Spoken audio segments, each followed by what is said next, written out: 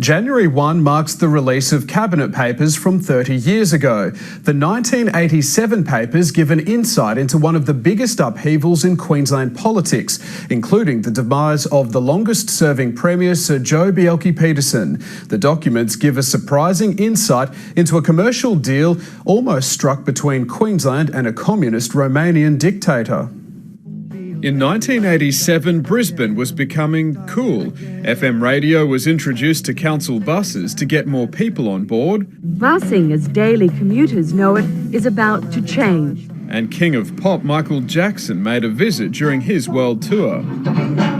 In politics, things weren't as upbeat for Premier Sir Joh Bjelke-Petersen, whose long reign was about to come to an end. His year began well. Buoyed with success, he used this fervour to announce he would again take on the Labor Socialists in Canberra and destroy them. But he'd be gone by Christmas. I've decided to resign as Premier and retire from Parliament, effective immediately. The release of the Cabinet papers give insight into the inner workings of the National Party. It was under pressure from the media, including the ABC's Moonlight State, which shone a spotlight on Brisbane's underbelly and links to police. And Premier Bjelke-Petersen was at times absent from Queensland, with his eyes on the top job in Canberra. While Joh's off doing that, he's not chairing Cabinet, so Bill Gunn is there. So there's quite a few meetings where Joh has kind of taken his eye off the ball. In May, while Joh Bjelke-Petersen was away, acting Premier Bill Gunn chose Tony Fitzgerald to head the landmark corruption inquiry. By November, a full-blown war was underway in the party. His loyal deputy Bill Gunn told him to take a holiday, which Sir Joh immediately rejected.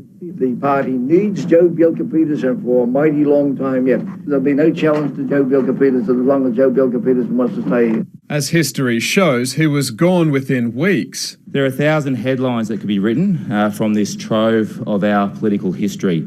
Controversial development applications are other highlights, like rezoning Queen Street Mall so the construction of the Myer Centre could be fast-tracked as recommended by Minister Russ Hinds. It was finished within a year. At least the facades were spared. And as a condition of the development, they had to be preserved and incorporated into the new Myer Centre. Cabinet also approved the rezoning of the Petrie Terrace Barracks. It was handed over to developers who remarkably decided not to bulldoze. So it was a very big year for Russ Hinds. He had a lot of, there was a lot of the tourism development, Sanctuary Cove, a lot of development within Brisbane. Cabinet also recommended allowing the then Proserpine Shire Council to remove the Chute Harbour Hill to make way for a car park and provide fill for other tourism developments around Airlie Beach, but it never went ahead. And even though Expo hadn't even started yet, a World Trade Centre was proposed for the site once it was finished. As Queensland sought its place on the world stage, Premier Bjelke-Petersen was seeking trade deals with a controversial figure, Romanian communist leader Nicolae Ceausescu. Bjelke-Petersen proposed to swap Queensland coal in exchange for Romanian-built trains and oil. The deal never got off the ground, but Ceausescu did accept an invite to Expo. By then, Bjelke-Petersen was ousted.